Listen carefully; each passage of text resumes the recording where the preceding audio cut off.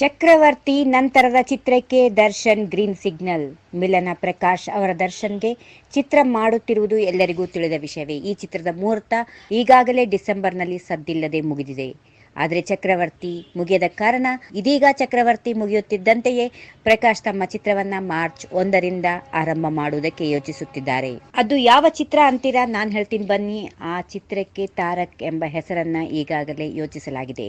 ಇದು ದರ್ಶನ್ ಅವರ 49ನೇ ಚಿತ್ರವಾಗಲಿದೆ ಅಂತೆ. ಅರ್ಧ ಚಿತ್ರೀಕರಣ ಭಾರತದಲ್ಲಿ, ಇನ್ನೂ ಅರ್ಧ ಚಿತ್ರ ವಿದೇಶದಲ್ಲಿ ನಡೆಯಲಿದೆ ಅಂತೆ. ಈ ಚಿತ್ರದಲ್ಲಿ ದರ್ಶನ್ ಅವರ ಜೊತೆಗೆ ಇಬ್ಬರು ನಾಯಕಿಯರಿದ್ದು, ಶ್ರುತಿ ಹರಿಹರನ್ ಮತ್ತು ಕಿರಿಕ್ ಪಾರ್ಟಿಯ ರಶ್ಮಿಕಾ ಮಂದಣ್ಣ ನಾಯಕಿಯರಾಗಿ ಕಾಣಿಸಲಿದ್ದಾರೆ.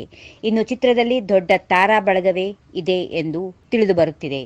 ಈ ಚಿತ್ರಕ್ಕೆ ಅರ್ಜುನ್ ಜನ್ಯ ಸಂಗೀತ ನಿರ್ದೇಶನ ಮಾಡುತ್ತಿದ್ದಾರೆ. ಕೃಷ್ಣಕುಮಾರ್ ಛಾಯಾಗ್ರಹಣ. ತಾರಕ್ ಚಿತ್ರವನ್ನ ಮೊನಾಲಿಸಾ, ಮಿಲನ್ ಮುಂತಾದ ಚಿತ್ರಗಳನ್ನು ನಿರ್ಮಿಸಿದ್ದ ಕೆಎಸ್ ದುಷ್ಯಂತ್ ನಿರ್ಮಿಸುತ್ತಿದ್ದಾರೆ. ನಿರ್ಮಾಣದಲ್ಲಿ ಪ್ರಕಾಶ್ ಸಹ ಕೈ ಜೋಡಿಸಿದ್ದು, ಶ್ರೀ ಚೌಡೇಶ್ವರಿ ಸಿನಿ ಕ್ರಿಯೇಷನ್ ಮತ್ತು ಶ್ರೀ ಜಯಮಾತಾ ಕಂಬೈನ್ಸ್ ಲಾಂಛನದಲ್ಲಿ ಈ ಚಿತ್ರ ನಿರ್ಮಾಣವಾಗಲಿದೆಯಂತೆ.